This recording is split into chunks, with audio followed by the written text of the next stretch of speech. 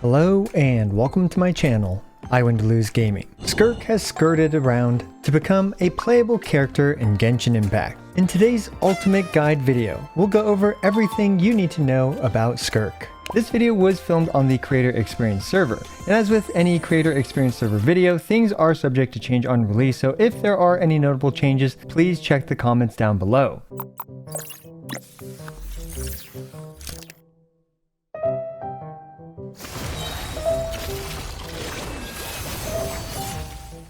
Skirk is a strong cryo DPS with not just one, not just two, but three different playstyles. You've got your sustained normal attack mode, your quick swap burst nuker, and a Skirkuational hybrid playstyle where she's doing both like it's a part-time job. And with how complex her kit is, she might just be the queen of circumstantiality. As usual, we'll go through her entire kit, her artifacts and stats, her weapons, her constellations, teams, some additional showcases, and finally, my opinion on Skirk at the end of the video.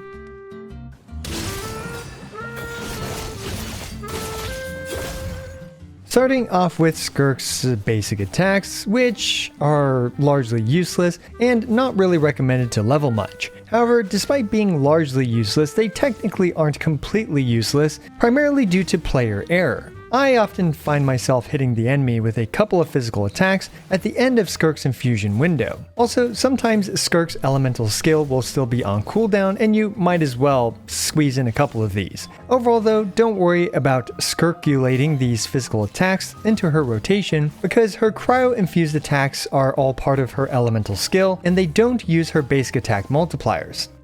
Now before we dive into her skill and her burst, we first need to understand her special energy resource, Serpent's Subtlety. Skirk needs Serpent Subtlety for all of her playstyles. She has a maximum of 100 Serpent Subtlety, and Serpent's Subtlety generation is not affected by collecting energy particles or the energy recharge stat. Instead, Skirk can generate Serpent Subtlety by tapping or holding her elemental skill, doing either of which gives her 45 Serpent Subtlety. And via various methods, she can absorb nearby void rifts for 8 Serpent's Subtlety each. So yeah, Skirk can't circumvent her Serpent Subtlety mechanics, which is the perfect segue to talk about her void rifts. Void rifts are these suspicious looking hole things that appear near your characters. These void rifts are generated by anyone on the team performing most of the cryo reactions, including freeze, superconduct, cryocrystallize, and cryoswirl. Notably, melt is missing from this list, and freeze will be the primary way that you generate void rifts. Skirk's team can generate one void rift every 2.5 seconds,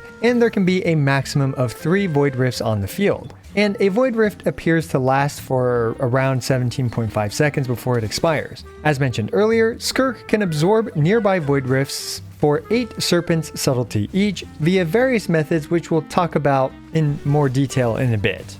So now we can finally talk about Skirk's first playstyle, her normal attack spam. Simply tap the elemental skill, or tap E as I'll often refer to it as, and Skirk enters 7-phase flash mode, where her attacks are infused with cryo and cannot be overwritten. Her normal attacks consist of 5 parts, with the 3rd and 4th hits hitting twice. While in 7-phase flash mode, Skirk consumes 7-ish Serpent Subtlety per second. Okay, these are getting terribly unpunny. And when she runs out of Serpent Subtlety or reaches the maximum 12.5 second duration, she exits 7-phase flash mode. Her Serpent Subtlety amount is indicated by this bar on the left, and conveniently, the diamonds to the left of that bar indicate how many void rifts are nearby for her to absorb. During 7-phase flash mode, she can press the elemental burst button, which performs this fish-like swooping animation, and it absorbs nearby void rifts and provides a minor normal attack damage bonus for the next 10 hits of her normal attack.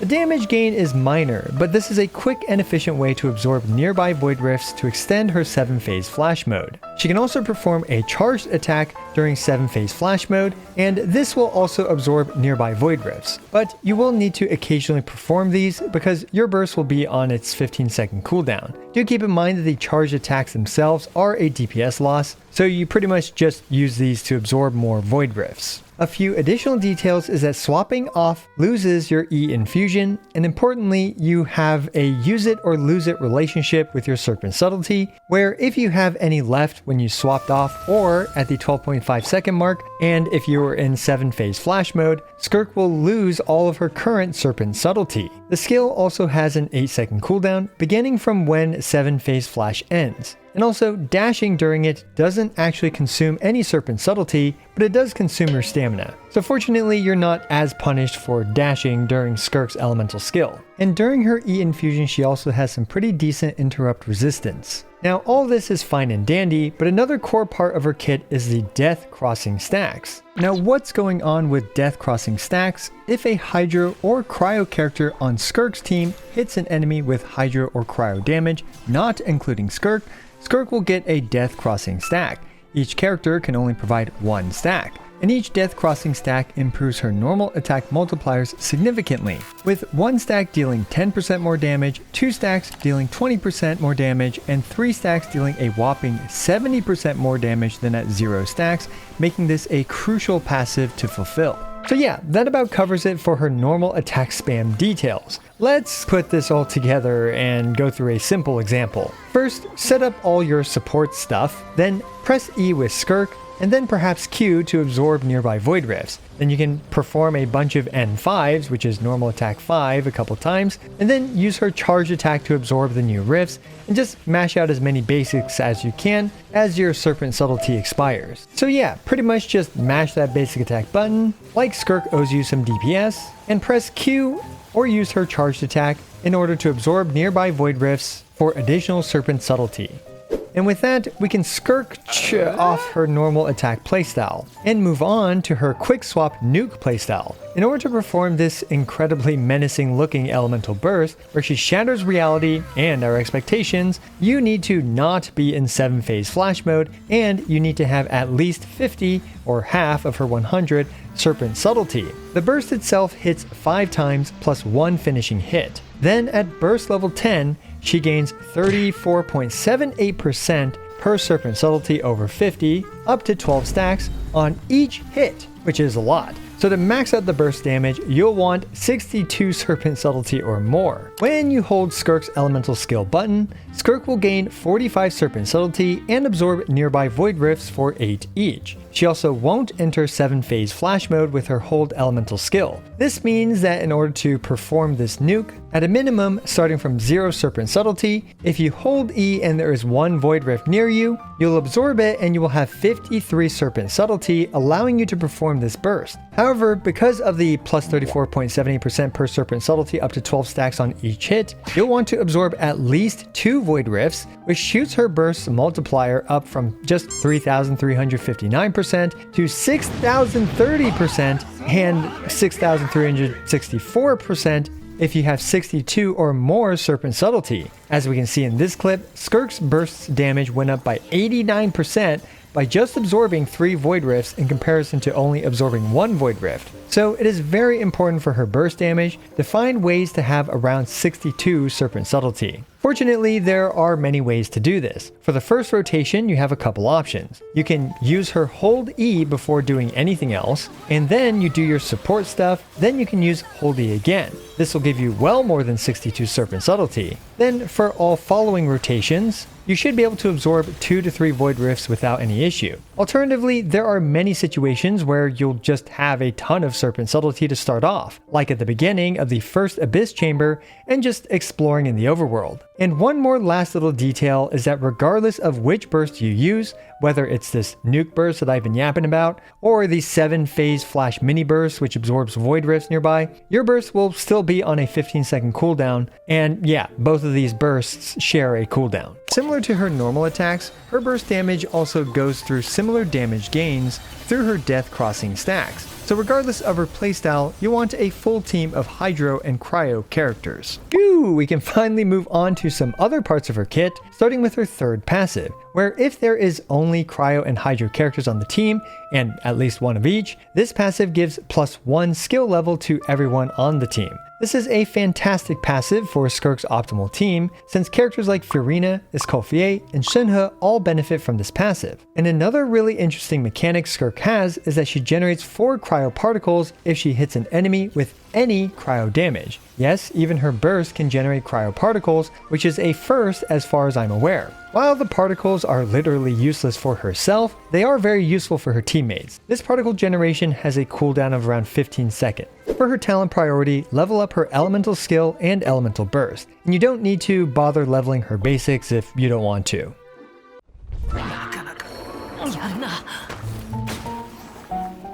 Everything has come full Skirk Cole for her rotations. Skirk's team's rotations goals are as follows. Make sure to hit an enemy at least once per rotation with each of Skirk's teammates with their respective element to give Skirk 3 death crossing stacks, while also providing each of those characters relevant buffs and generating void rifts. Then you can let Skirk circumcise her enemies. Different teams, pings, and timings for void rift generation will have different results, so it will ultimately be up to you to experiment with your unique combinations. Ideally, you try to absorb 5 rifts total during her E infusion to provide her with about 12 seconds of infusion.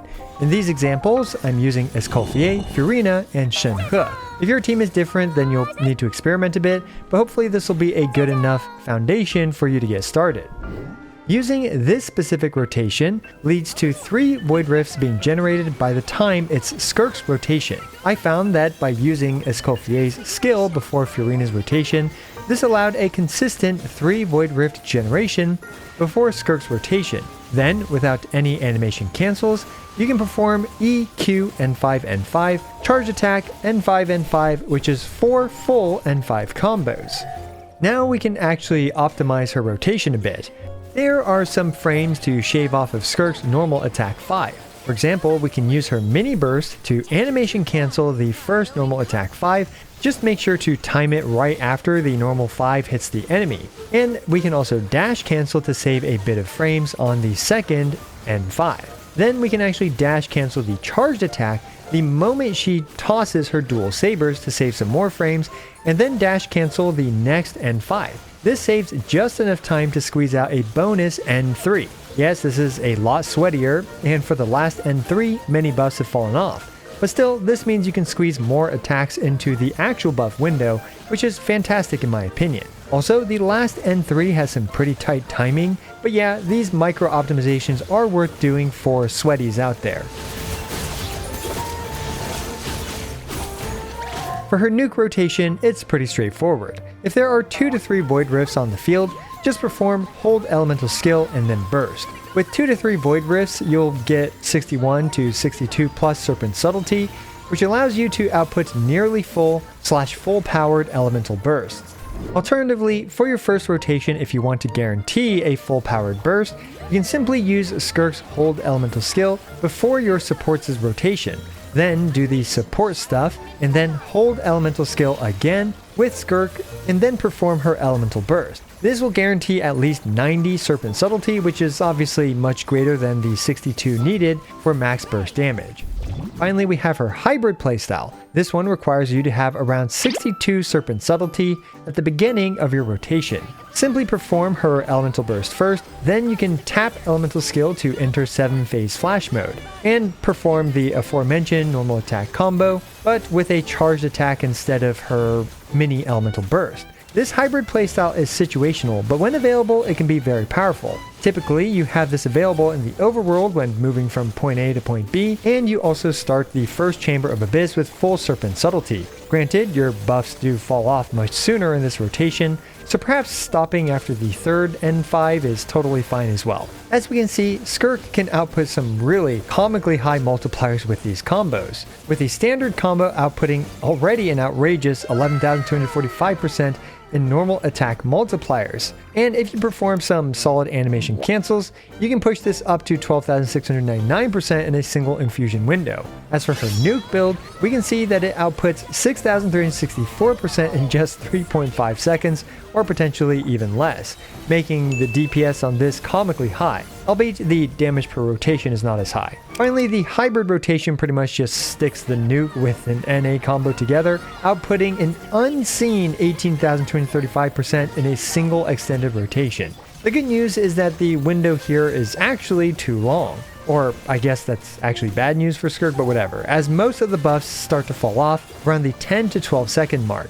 But this is where Skirk's strength lies. It's in the sheer multipliers that she can output.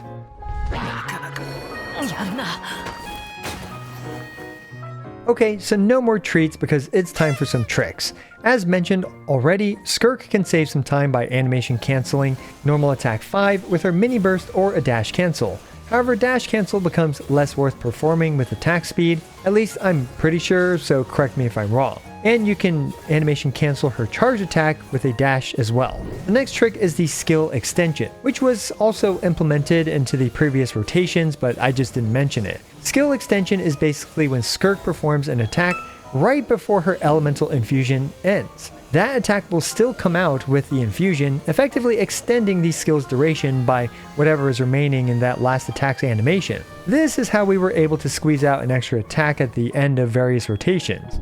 We can even use a charged attack at the very end to perform a skill extension. And while this charged attack will not only absorb the void rifts on the field, the Serpent Subtlety absorbed won't actually be automatically removed by 7-phase flash ending, because technically her 7-phase flash ended already, allowing you to have a bit more Serpent Subtlety for the next rotation. I'm not actually sure how useful this is, but I'm sure someone more creative than myself can come up with a good use for this. Now, if you end an Abyss Chamber in 7-phase flash, for the next Abyss, you'll start off with 0 Serpent Subtlety. However, if you're not in 7-phase flash, like for example if you use her hold elemental skill to generate a bunch of Serpent Subtlety, then you'll actually keep that Serpent Subtlety for the next chamber. This is useful as if you have plenty of time in the previous Abyss chamber or are retrying for some additional stars in a specific chamber, you can start off Abyss chambers 2 or 3 with enough Serpent Subtlety to open up with a hybrid rotation, which might help you 3-star more problematic Abyss chambers.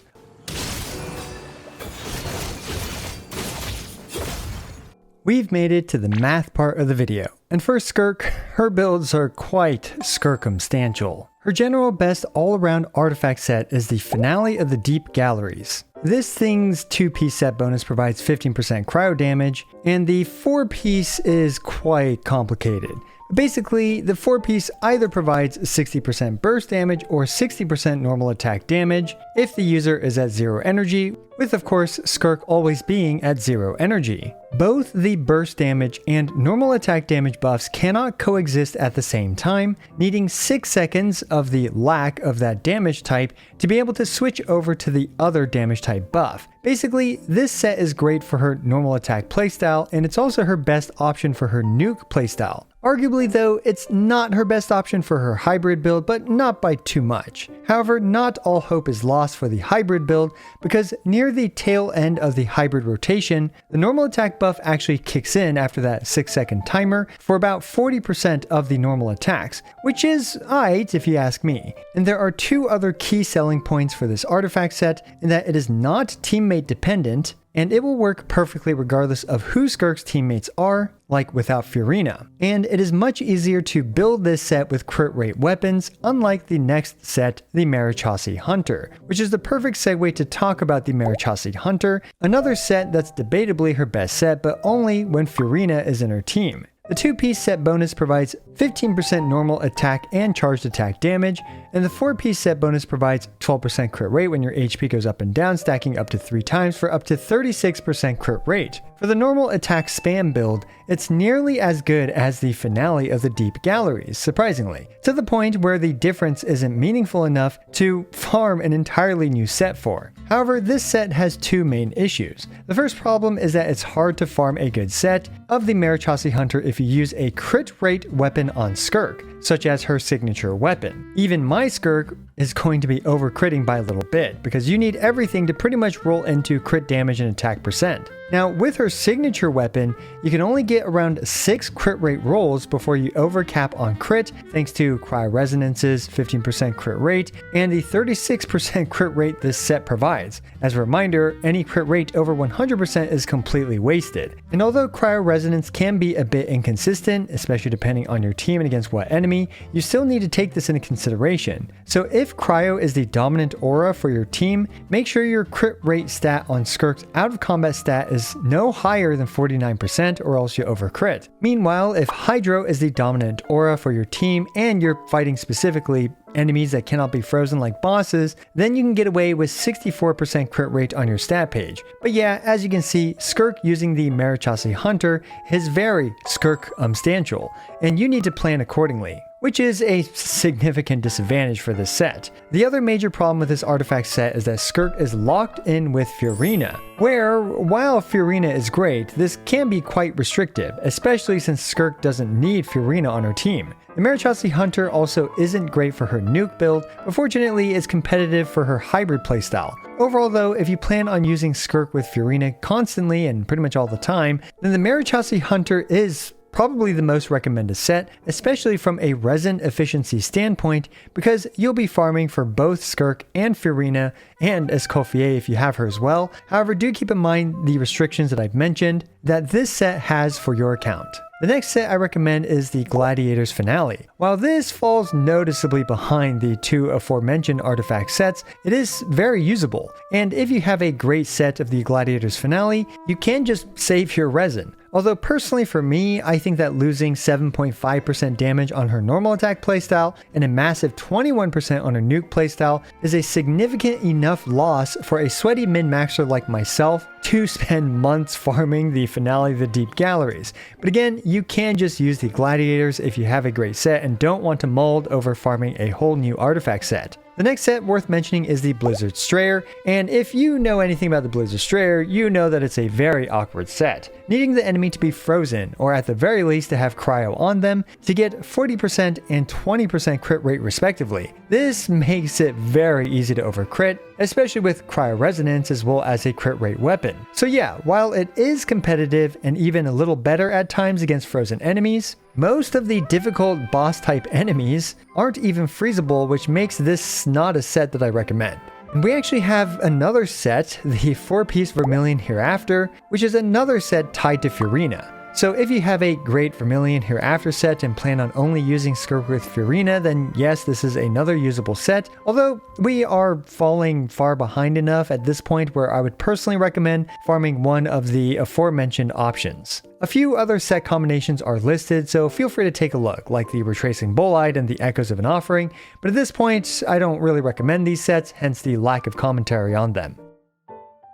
Now let's talk about Skirk's main stats. Fortunately, for the timepiece, just use an attack percent timepiece. For the goblet, especially with Furina, both the cryo damage goblets and attack percent goblets are fairly competitive, especially if the attack percent goblet has about 2 or more better substats. As for Skirk's Skirklet, crit rate or crit damage are the most recommended. Just keep in mind Cryo Resonance and other various crit rate buffs that you might run into, and try to balance the crit ratio to the usual 1 crit rate per 2 crit damage crit ratio. So yeah, it's the usual attack percent timepiece, cryo damage goblet, although sometimes you can use an attack percent, and a crit Skirklet being the most recommended setup. For substats, target crit rate and crit damage and attack percent. Flight attack also isn't useless, however, energy recharge is actually literally useless on Skirk, so do keep that in mind.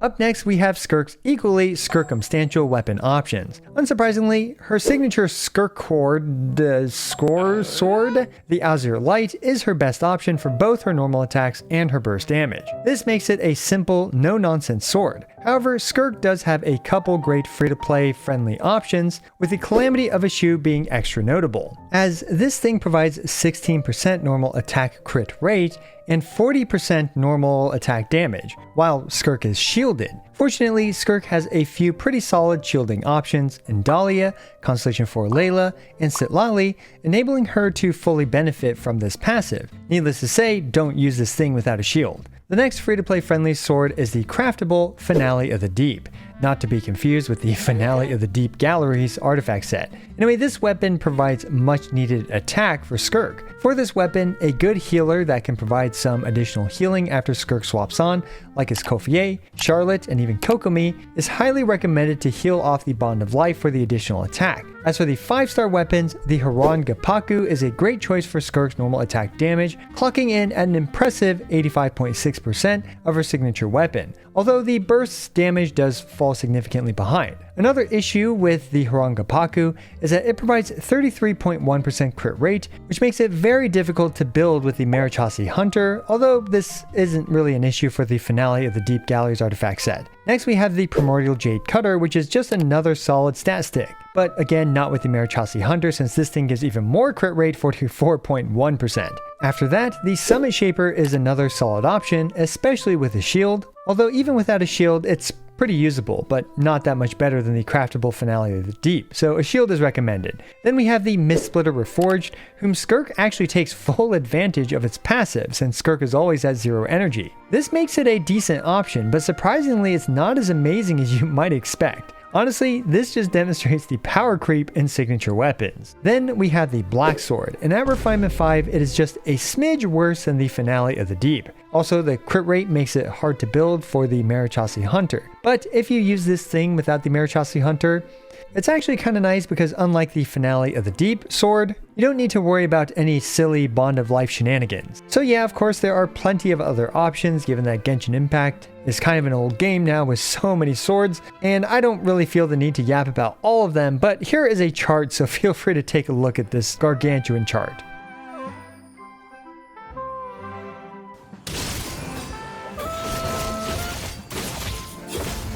We've made it to the most expensive part of the video, the Constellations and investment priority. Generally speaking, I actually recommend her signature weapon first as it's universal, no nonsense, and is cheaper if you have enough to guarantee it. It also has good balanced stats, making it reasonable to build for any artifact set that you farm, whether it's the Marichasi or her signature set. Her Constellation 1 is quite interesting and adds a 500% charge attack damage explosion for each Void Rift absorbed. This ironically actually improves the performance of the Marichasi Hunter, but regardless, it's a solid constellation but not as broken as you might expect, since the raw multipliers that Skirk outputs is already comically high. Constellation 2 appears to be very powerful, giving her the much needed attack percent on her normal attacks, and 10 additional Serpent Subtlety for both quality of life and to her nuke damage. Constellation 3 gives 3 levels to her elemental burst, Constellation 4 just basically gives her 40% attack, Constellation 5 gives 3 levels to her skill which improves her normal attack playstyle damage, and Constellation 6 just adds a ton more damage. By Constellation 6 Refinement 5 she'll probably be doing around over 3 times the damage of a Constellation 0 Refinement 1 Skirk.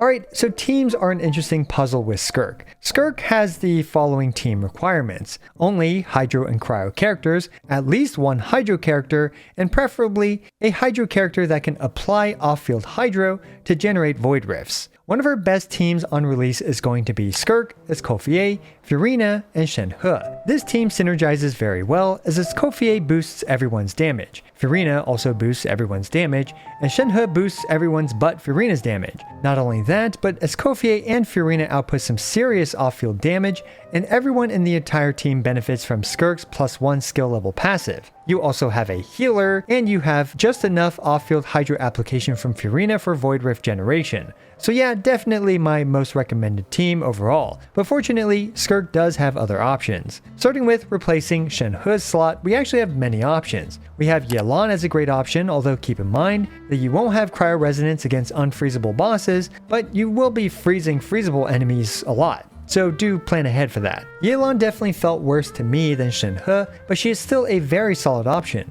providing much better personal damage and improving Furina's damage through Hydro Resonance. She is also great in the overworld for traversal, and she also provides Skirk a modest damage buff. You can of course slot in Dahlia for attack speed and a shield for the Calamity of a Shoe or Summit Shaper. But keep in mind that Dahlia struggles if he's the only Hydro character on the team because, well, first he has energy issues, but he also doesn't apply any Hydro while off field. Layla is another solid option for a shielder, especially if you have her Constellation 4, as that provides a non-negligible boost to Skirk's damage. Mona is another great option, providing a great damage bonus and the Thrilling Tales buff, and with Furina, energy shouldn't be a big problem for her. Mona is particularly great for the nuke build, and of course she does fine for the normal attack spam build. Bonus points if you have Mona's Constellation 4, providing another 15% crit rate for a while, making the Marichasi Hunter even more difficult to build.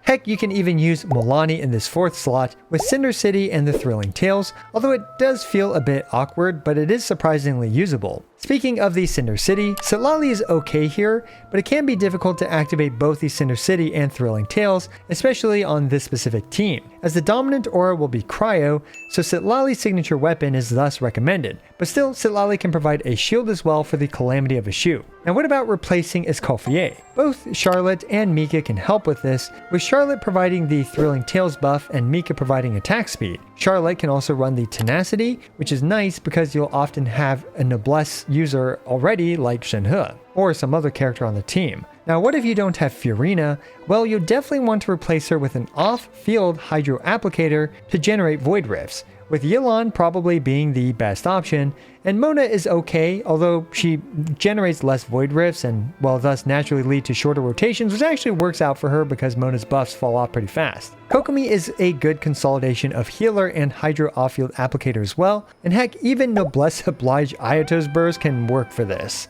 Alright, so that about covers it for what I would describe as her better teams. Let's talk about some more free-to-play friendly teams. If you don't have any other 5-star characters to allocate to Skirk, my personal favorite free-to-play friendly team was this one, with Charlotte, Dahlia, and Xingqiu. This is a very durable team with a good balance of buffs. Xingqiu, though, is literally only the hero for persistent Hydro application for Void Rift generation, but alas, when it comes to 4-star off-field Hydro applicators, this is what we have to work with. You have some additional options like Rosaria and Chongyun who can contribute a little bit, but I personally didn't really like them very much. Finally, for a burst-focused playstyle for Skirk, you can even run Ayaka for Skirk for a double burst, and alternate bursts with them and give Ayaka a bit of on-field time during Skirk's downtime. Alternatively, Skirk can be just a dedicated nuker with Nuvolette, balancing Hydro and Cryo damage with massive AoE from Nuvolette. There are probably some other options that I've missed, but feel free to take a look at this giant chart, experiment, and build around what you have available on your account.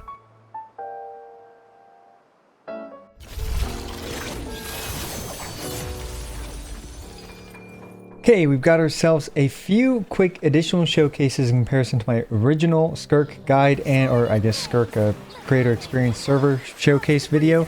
And this one's just going to be focused on comparing these teams and their performance against Kongomoto at various levels of investment. Starting off with a premium team, although all the other characters on the team are using 4-star weapons. And in this case with Azurelight, Skirk managed to finish this off in about 15 seconds.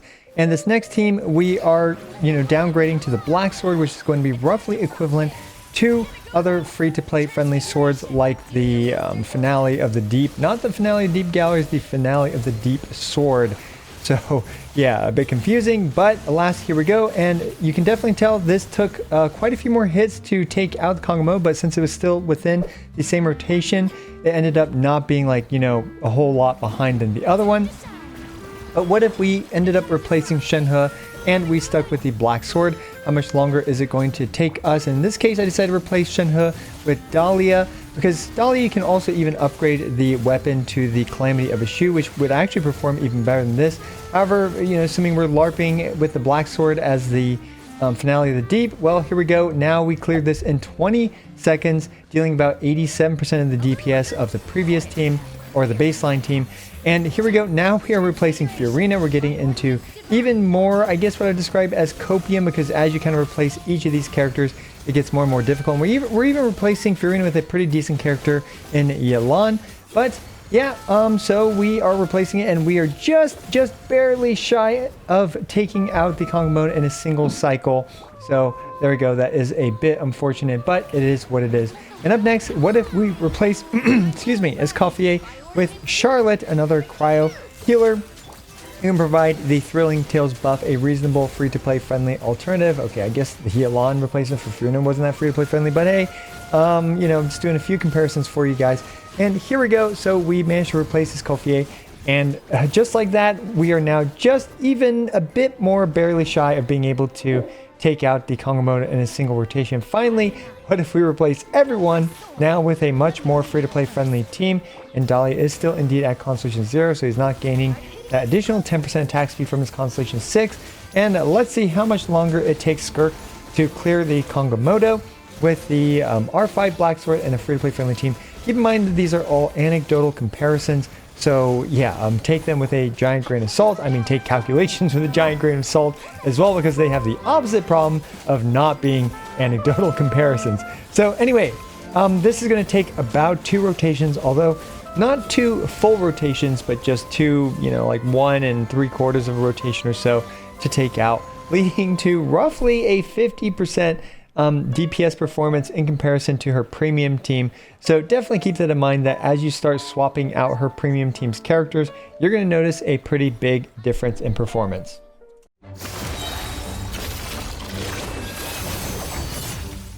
So there you go, almost everything I wanted to cover for Skirk. Hopefully I didn't miss too much, so let me know if I missed anything and what you think about Skirk down in the comments below. As always, I appreciate every single one of you. This is I Went to Lose, signing out.